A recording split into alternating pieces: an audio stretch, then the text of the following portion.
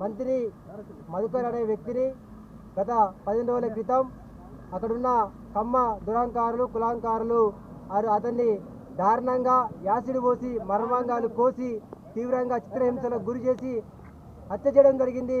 దాన్ని ఖండిస్తూ పెద్ద ఎత్తున కూడా ఈరోజు శాతం యూనివర్సిటీలో ఈరోజు నిరసన కార్యక్రమం కేసీఆర్ చేయడం జరిగింది. ఈరోజు కావాలని చెప్పేసి ఎమ్మెల్యే పుట్టమధు అనుచరులు అదేవిధంగా పుట్టమధు అదేవిధంగా ఊరి సర్పంచ్ కావాలని చెప్పేసి విద్యార్థిని తీసుకెళ్ళి పక్కకి అంటే అతన్ని తీసుకెళ్ళి హత్య చేసిర్రు.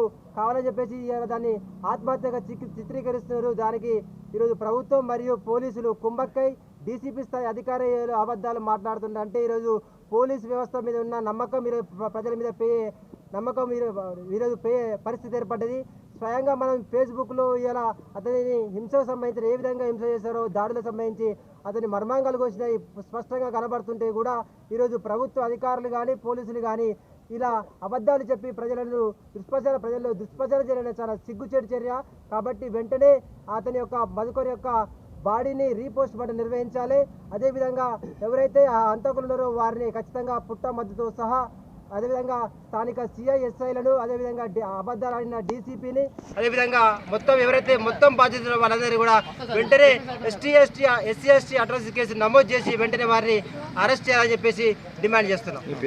జనార్దన్, డిఎస్యూ జిల్లా ఇన్ఛార్జ్.